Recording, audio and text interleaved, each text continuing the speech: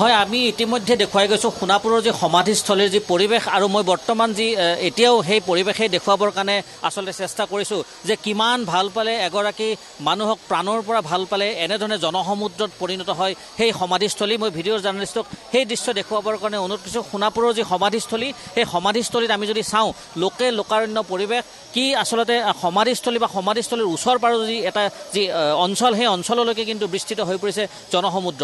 সেই যি দৃশ্য, সেই দৃশ্যটো ভালদৰে মন কৰক যে এনেধৰণৰ জনসমুদ্ৰত পৰিণত হৈছে সমগ্ৰ সমাধিস্থলী। এফালে যদি নাম কীৰ্তন চলিছে, আনফালে কিন্তু যি আচলতে চাকি বন্তি জ্বলাই যি জুবিনক যি স্মৰণ কৰি জুবিনৰ যি ন্যায় দাবীত জুবিনৰ যি আচলতে সত্তা, সেই সত্তাক জীয়াই ৰখাৰ যি আচলতে অহৰহ প্ৰচেষ্টা এয়া চলি গৈছে। এয়া সেই দৃশ্য যে চাওক, লোকে লোকাৰণ্য পৰিৱেশ। প্ৰায় 200ৰ পৰা 500গৰাকীকৈ আয়তী একেলগে সমস্বৰে কিন্তু ইয়াত নাম প্ৰসংগ কৰা দেখিবলৈ পোৱা গৈছে। আৰু এয়াই সেই জুবিন, যি এনেধৰণৰ প্ৰাণৰ ভালপোৱা এগৰাকী শিল্পী, যি শিল্পীগৰাকীৰ কাৰণে আজি এই 30টা দিনৰ যি এমহীয়া যি পৰ্ব, সেই এমহীয়া পৰ্বত এনেধৰণে আহি লোকে লোকাৰণ্য পৰিৱেশৰ সৃষ্টি হৈছে সমগ্ৰ এই সমাধিস্থলী। গতিকে ইয়াত বিভিন্নজন অনুৰাগী আহি এনেধৰণে ওচৰৰ পৰা এই সমাধিস্থলীত চাকি বন্তি লগাই তেওঁৰ ফটোখনত প্ৰণাম জনাই বা সমাধিত তেওঁ যি আছিলে সমাধিক কিছু ওচৰৰ পৰা প্ৰত্যক্ষ কৰি যেন শান্তি লাভ কৰিছে প্ৰতিগৰাকী অনুৰাগীয়ে। আৰু এটা কথা ক'ব লাগিব যে এই অনুৰাগীসকলে এতিয়া সেই স্থানত যে থিয় হ'বৰ কাৰণেও আছে, বীৰ দি বাট নোপোৱা এটা অৱস্থা হৈছে, য'ত থিয় দিবৰ কাৰণে স্থান নোহোৱা হৈছিল, যাৰ কাৰণে ওচৰৰ যি পাহাৰ আনছিল, সেই পাহাৰৰ পৰ্যন্ত এই সমগ্ৰ জনসমুদ্ৰ সিঁচৰিত হৈ পৰা পৰিলক্ষিত হৈছে। যথেষ্ট অনুৰাগীৰ ভিৰ আপোনালোকে প্ৰত্যক্ষ কৰক। এনেধৰণে এটা স্থানত সমাধিৰ যি ওচৰত চাকি বন্তি জ্বলোৱা যি স্থান আছিল, সেই স্থানতো কিন্তু যথেষ্টখিনি মানুহৰ সমাগম ঘটিছে। জনসমুদ্ৰত পৰিণত হৈছে সমগ্ৰ এটা সমাধি ক্ষেত্ৰ, জুবিন ক্ষেত্ৰ বুলি ক'ব লাগিব। কাৰণ কিয় এয়া আচলতে সমাধিস্থলী হৈ থকা নাই, কাৰণ কিয় এয়া এটা মন্দিৰলৈ পৰ্যবেক্ষিত হৈছে। আৰু এই সমন্বয়ৰ যি ক্ষেত্ৰ, এই সমন্বয় ক্ষেত্ৰই কিন্তু অসমৰ কাৰণে এটা শুভ সংবাদ আনিব বুলি ইতিমধ্যে কিন্তু অনুমান কৰিব পাৰি। কাৰণ এয়াই একত্ৰিত হোৱাৰ সময়। আৰু এই যে সমন্বয়, যে বিভিন্ন প্ৰান্তৰ পৰা, ৰাজ্যৰ বিভিন্ন প্ৰান্তৰ পৰা অহা অনুৰাগীসকলে আহি ইয়াত ভিৰ কৰিছে, শিশুৰ পৰা বৃদ্ধলৈকে সকলো আহিছে। সকলোৱে কিন্তু ইয়াত ওচৰৰ পৰা সেই সমাধিস্থলী, যি সমাধিস্থলীত যেন পদাৰ্পণ কৰিলে বা সমাধিস্থলীত নিজৰ যে পদধূলা পৰিলে যে কেনেধৰণৰ মনত প্ৰশান্তি লাভ কৰে, তাৰেই কিন্তু প্ৰমাণ কৰিবৰ কাৰণে তেওঁদৰে এনেদৰে ভিৰ কৰিছে। সেয়া সেই দৃশ্য যে যথেষ্টখিনি লোক ইয়াত উপস্থিত হৈছে। ইয়াত সুদূৰ যি আচলতে ইয়াত যি যুৱচাম আহিছে, তেওঁলোকেও কিন্তু এনেধৰণে আহি ভিৰ কৰা পৰিলক্ষিত হৈছে। ক'ৰ পৰা আহিছা? মই জামবাৰী ছয়গাঁও। কি ক'বা আজিৰ এই বিশেষ দিনটোত ইমানখিনি জনসমুদ্ৰত পৰিণত হৈছে সমগ্ৰ এটা অঞ্চল, জুবিন ক্ষেত্ৰ, যি আচলতে ইয়াত যথেষ্ট মানুহ, হয়, থিয় দিবৰ ঠাই নাই। আমি যদি চাওঁ, কি ক'বা আজিৰ এই দিনটো? বহুত বেয়া লগা বিষয় আৰু আমাৰ সমগ্ৰ অসমবাসীৰ কাৰণে।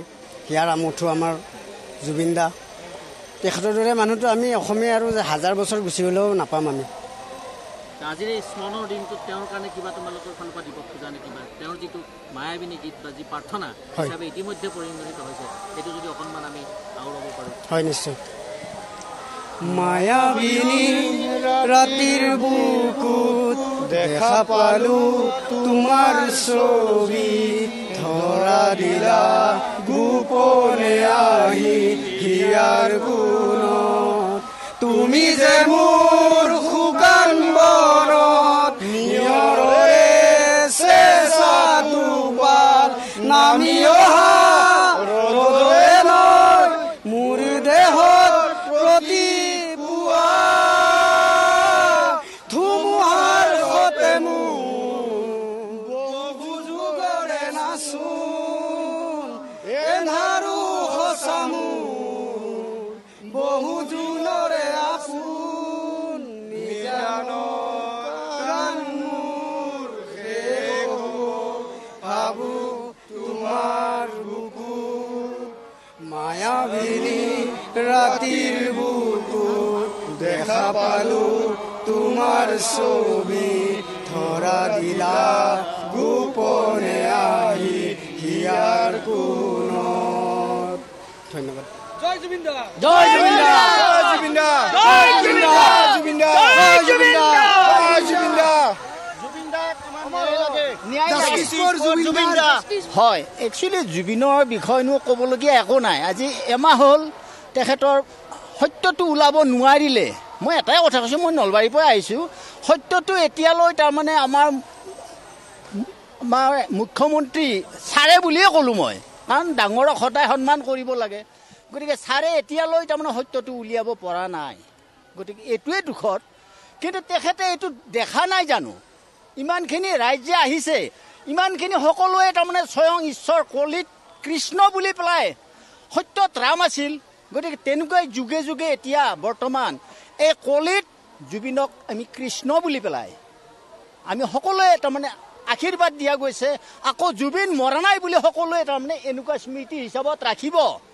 প্ৰত্যেক জেগাই জেগাই টাউনে টাউনে বা গোটেই জিলাই প্ৰতি ৰাখিব। কিন্তু একচুৱেলি এইটো তদন্তটো এমাহলৈ বাট চাই থাকিব নালাগিছিল নেকি? মই এইটোৱে কওঁ, আমাৰ মুখ্যমন্ত্ৰী ছাৰক এইটো একচুৱেলি কিবা এটা তেখেতে সিদ্ধান্ত কৰিলে নথৈ আনন্দিত হ'ম।